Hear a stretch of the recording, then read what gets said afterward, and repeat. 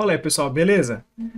Bom, chegou o último episódio dessa série aqui, minissérie que eu tô trazendo, que eu tô falando sobre a geopolítica dos países, das grandes potências que participaram da Segunda Guerra, né, o pré-guerra ali, né?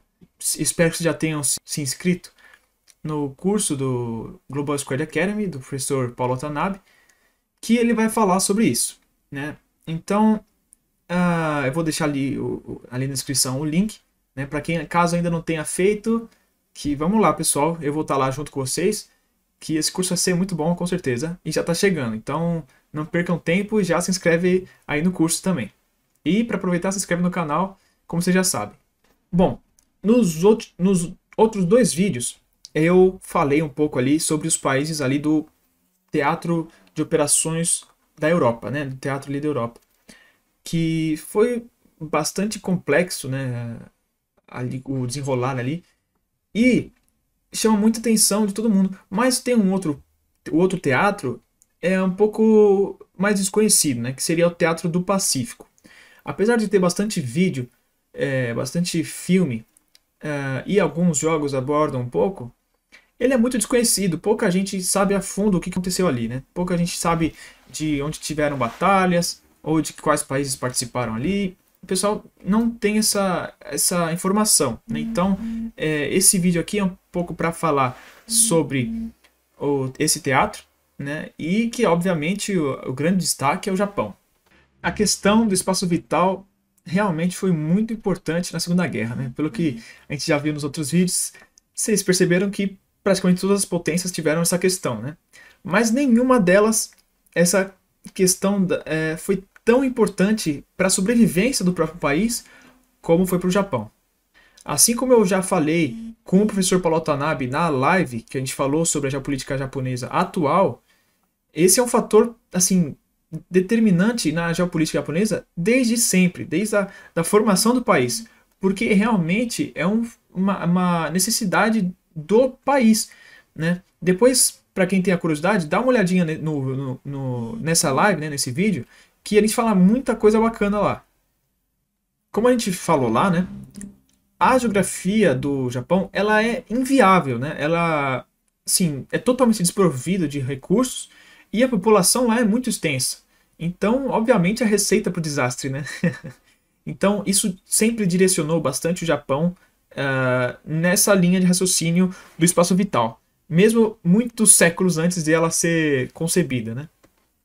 No século XIX, o país passou por uma grande reestruturação, né, por uma grande modernização, que foi a restauração Meiji, que trouxe a nação do Sol nascente para o rol de grandes potências mundiais, principalmente depois de três grandes vitórias que eles tiveram em guerras, por exemplo, a guerra russo-japonesa, que demonstrou a força que o país passou a ter, né? Inclusive, depois eles vieram a participar da Primeira Guerra Mundial no lado da Entente, né? E eles até conseguiram várias vitórias importantes ali contra o Império Russo, depois que eles já estavam se tornando socialistas.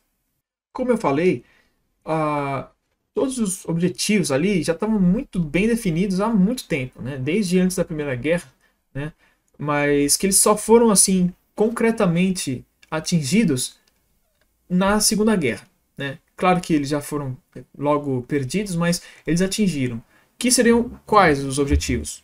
De uma forma bem geral, né? A expansão, como eu falei, né, no espaço vital, a expansão para conseguir os recursos e tudo mais. Então, eles queriam basicamente a anexação de territórios da Coreia, da China e alguns espalhados pelo Pacífico, incluindo várias ilhas, né, em vários pontos do Pacífico que formaram um cordão de segurança. Mas isso aí é um outro tempo, um outro tópico.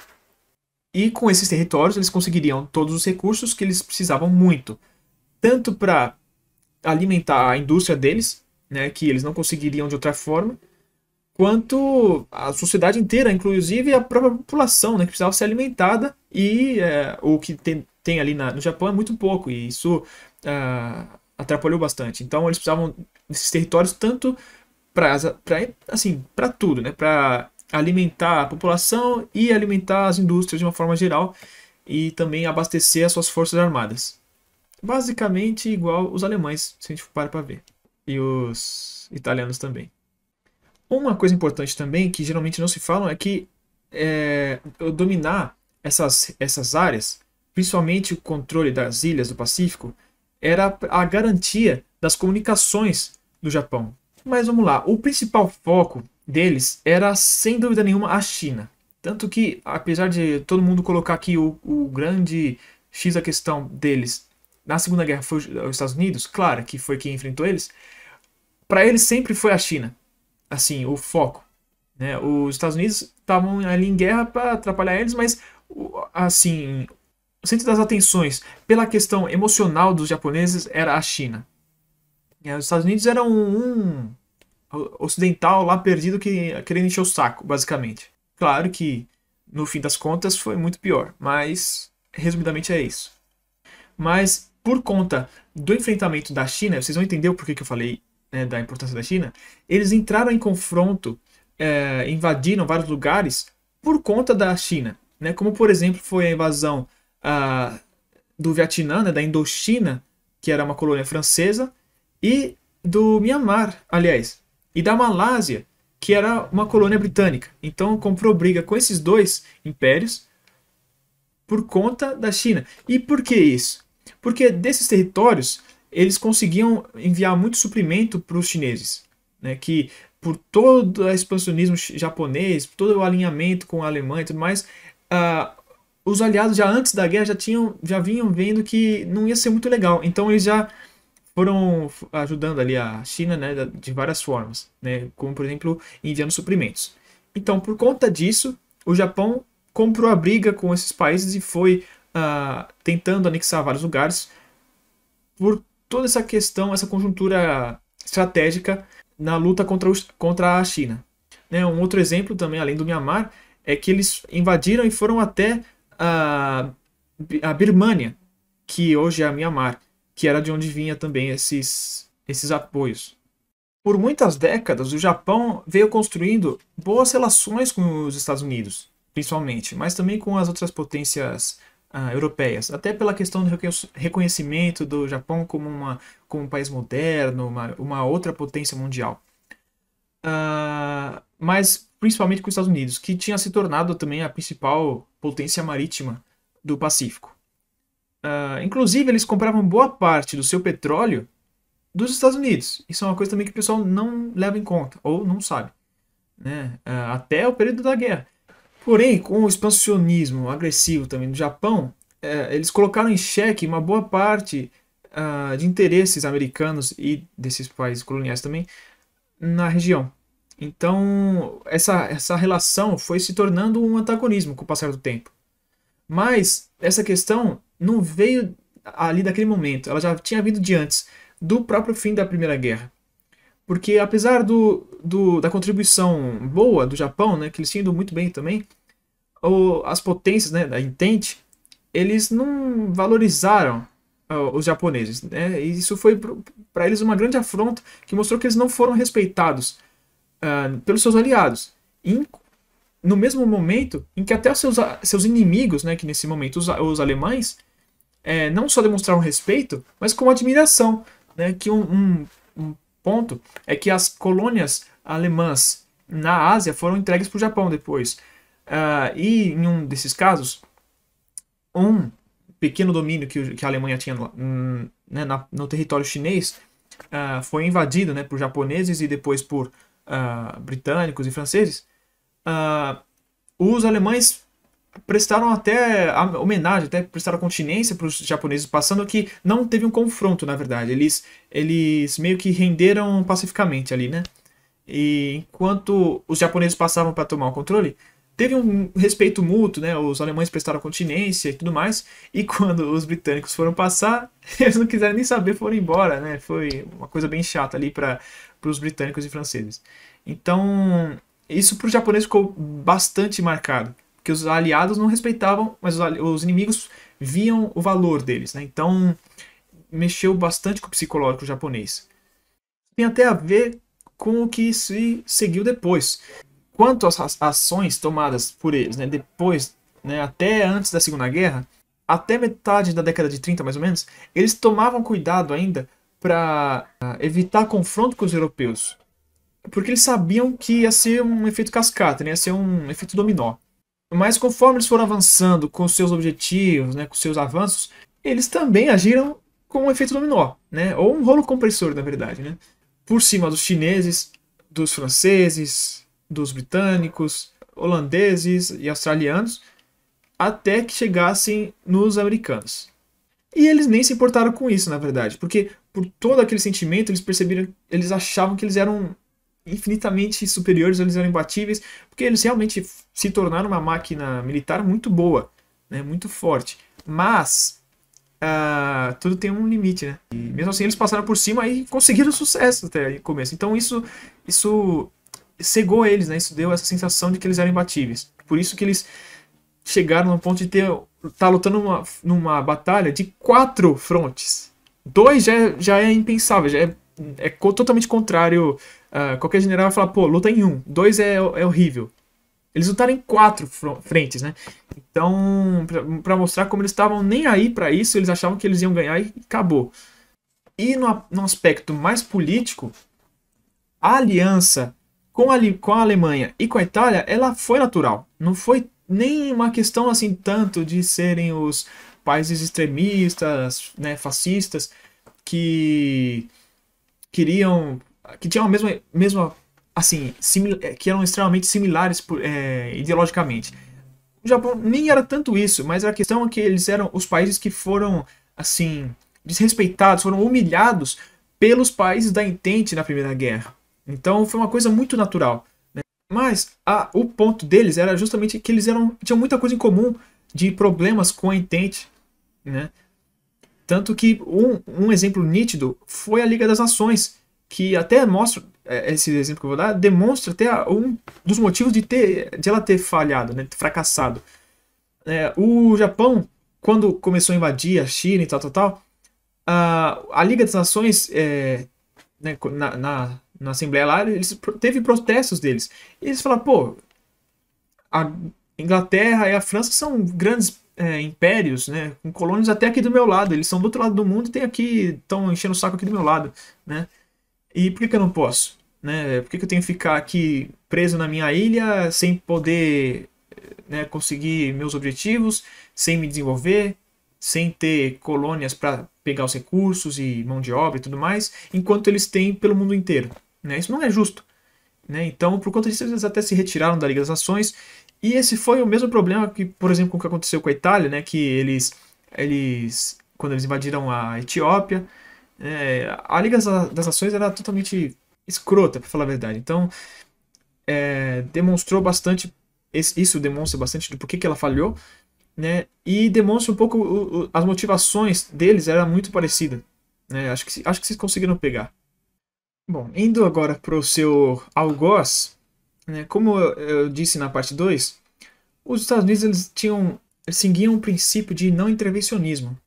Eles buscavam mais a manutenção da sua zona de influência, né, que estava muito mais voltada para o continente americano, mas depois da guerra de 1898 contra a Espanha, eles conseguiram dominar vários territórios que eram da Espanha, né, principalmente as Filipinas, né, que tem muita gente que não sabe disso, mas as Filipinas eram um território americano até antes da guerra.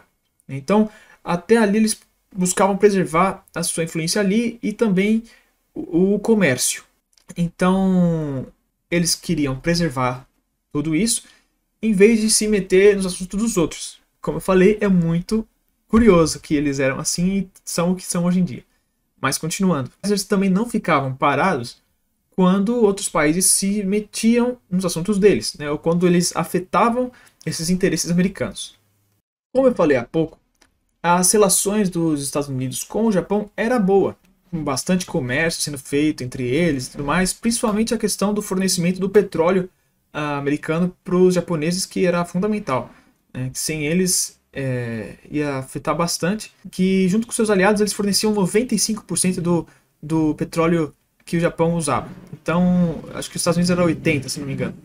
Entretanto, os ataques dos japoneses estavam afetando bastante o comércio, principalmente dos americanos ali na região, até pelas rotas de comércio ali e tudo mais, né? E um outro ponto é que os ataques deles eram, depois de um certo tempo, contra próprios aliados americanos. Então, eles foram vendo gradativamente, né, que com o avanço dos japoneses e tudo mais, eles foram colocando cada vez mais pressão ali na região e estavam ficando cada vez mais próximos das posses americanas ali. Então, os americanos identificaram que era uma possível ameaça e que talvez ocorresse algum confronto com os japoneses, né? Então, eles foram adotando assim um posicionamento cada vez mais contrário aos japoneses, tendo inclusive há um certo tempo antes da entrada deles na guerra, eles colocaram um embargo sobre o petróleo japonês, né? E com isso cortou esses 95%, né, que eram os americanos junto com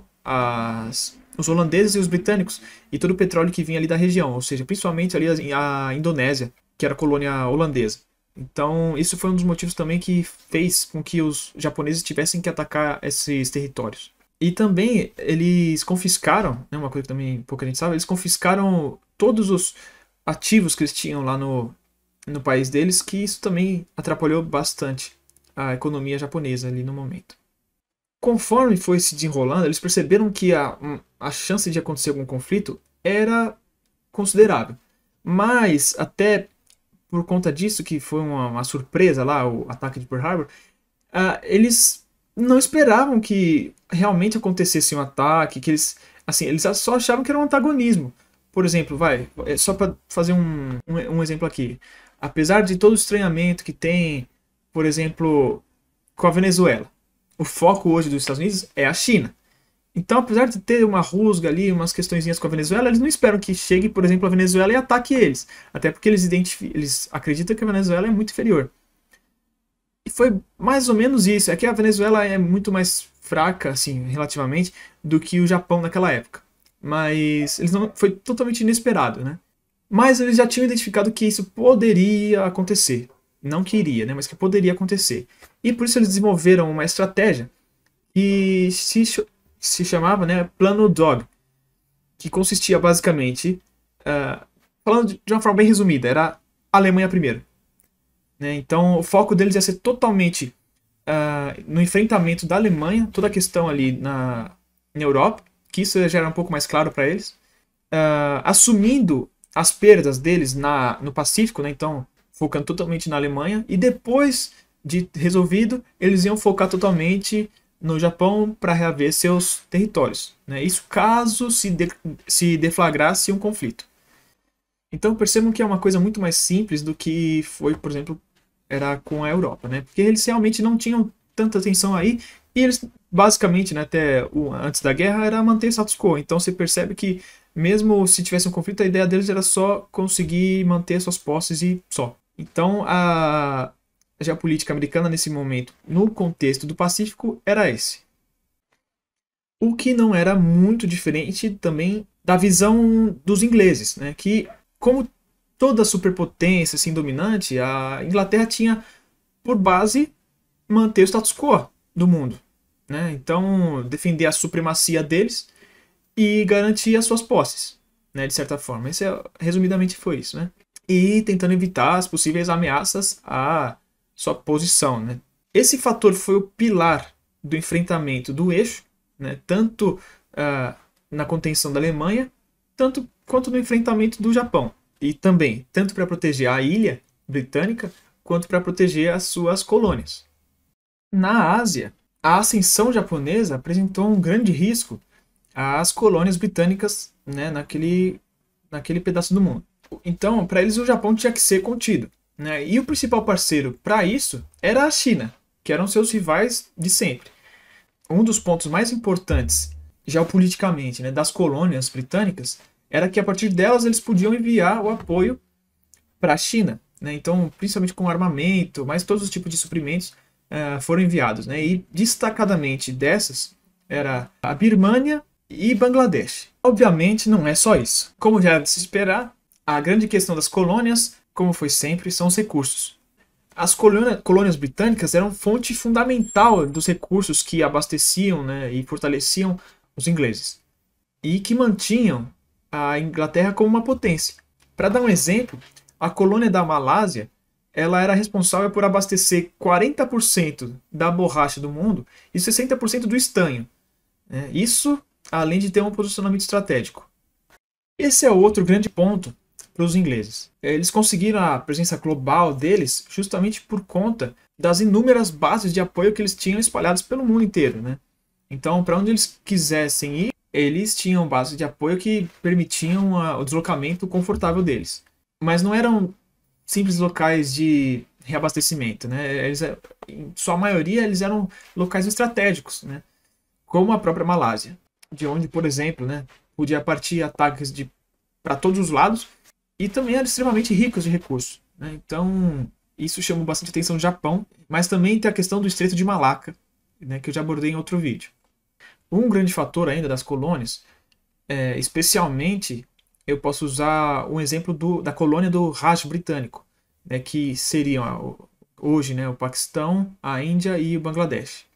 O manpower, ou então a reserva de mão de obra desse país era uma coisa absurda, né? Só para vocês terem uma noção, a população naquela época lá era de 377 milhões de pessoas, que é infinitamente maior do que tinha nas Ilhas Britânicas, por exemplo. Então a Inglaterra usou muito dessa capacidade de mão de obra para suas forças armadas, né? Sendo que em uma boa parte, né, para não falar a maioria, das suas forças armadas, né, mas mais o exército, eles usavam esses homens para compor, né? Então a maioria das lutas, né, dos confrontos, principalmente lá no norte da África, mas também ali em todos os locais ali da Ásia, eles usaram esses homens para lutar, né? Mas geralmente não se fala isso, a gente sempre coloca o europeu, né? Mas os indianos, principalmente, derramaram muito sangue na Segunda Guerra Mundial. Então, volta aquela questão também de ter as colônias, né? Não só os recursos, mas a mão de obra que ajuda muito, né? Como eu falei também pelas colônias africanas, né, no primeiro vídeo. Então, por isso, era assim, extremamente importante para eles manterem as suas colônias, né? Para a sobrevivência da Inglaterra como uma superpotência, era necessário que eles mantivessem suas colônias em todo o mundo, né? Então, com seus recursos, sua mão de obra, por exemplo. Tanto que a gente pode ver que depois da Segunda Guerra, como ela estava enfraquecida, ela estava bem, né, bem mais fraca, ela perdeu suas colônias, né? A gente pode falar assim, e ela entrou em declínio, né? Não dá para negar. Ela entrou em declínio. Porque, assim, apesar de ter mantido a Commonwealth, não é a mesma coisa, né? Eles não tinham mais colônias, eram parceiras, né? Isso também diminuiu bastante a influência deles e o poder, né? Então, a Inglaterra entrou em declínio e passou o bastão, né, para os Estados Unidos, que foram quem liderou o bloco capitalista contra os soviéticos na Guerra Fria, né? Então, a gente pode ver que eles estavam certos, que eles tinham que preservar para manter a sua força, né? Não conseguiram preservar, caíram mesmo. Então, esse era o pensamento dos britânicos. Eu nem vou falar da França, porque no teatro asiático, a França tinha muito menos poder e influência do que a Inglaterra, né? Eles tinham, basicamente, assim, a grosso modo, eu vou falar, eles tinham praticamente só a Indochina, de colônia, assim, relativamente, mas eles nem ligavam muito para lá, para ser sincero, né? Eles focavam totalmente nas suas colônias africanas, que eram muito mais importantes para eles realmente, né? Eram muito mais relevantes.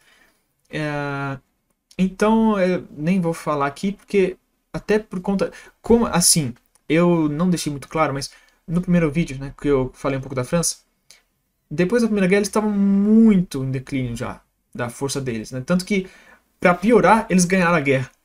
Então eles achavam que estava tudo ok, né? E ficaram, pelo contrário, eles ficaram mais arrogantes.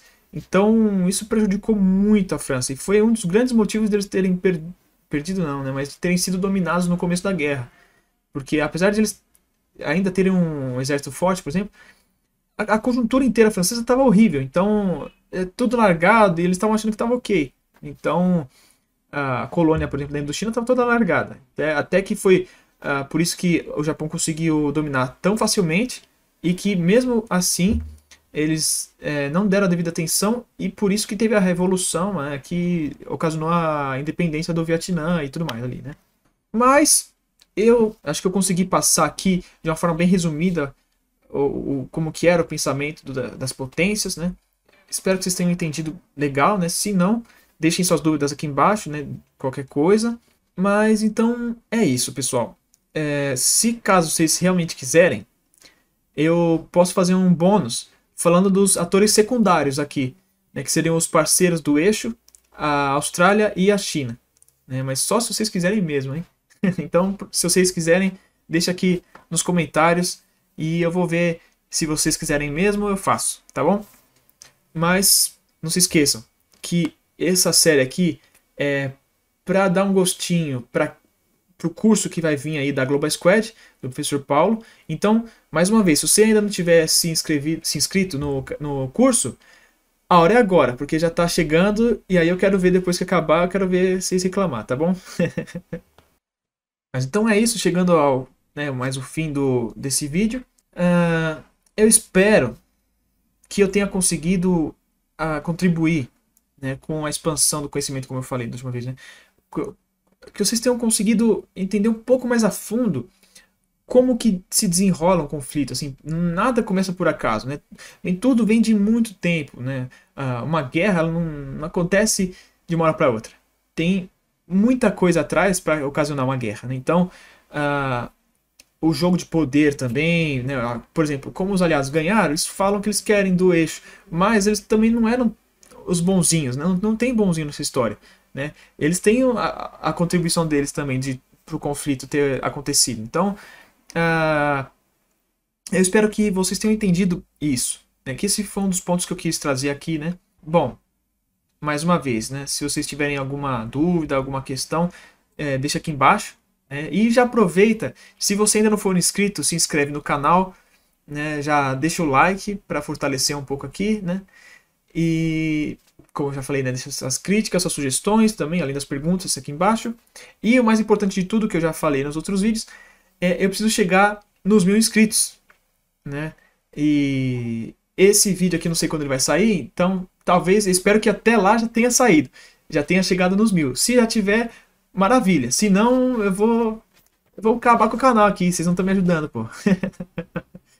Mas, falando sério agora, é muito importante que vocês compartilhem, porque dá um peso pro canal. Porque se eu chegar, por exemplo, se quem chega aqui de sugestão do YouTube, tem um peso A. Mas agora, se é um amigo compartilhando com outro, tem um peso maior. Porque a pessoa vai falar, pô, esse cara viu e gostou, então deve ser legal mesmo. Então eu vou gostar desse canal. Então isso me ajuda bastante, né? E então eu peço para vocês que gostam mesmo do canal, compartilha, por favor, não custa nada, né? E vocês vão estar me ajudando bastante, né? Porque, como eu falei, eu preciso me comunicar com vocês, tal, não dá, porque o YouTube é chato, eles não deixam se tiver menos de 1000. Então, me ajudem com isso, pelo menos até os 1000. Mas chega de enrolação, chega de falar aqui, já falei bastante. E então é isso. Espero que eu tenha contribuído com vocês e até o próximo vídeo.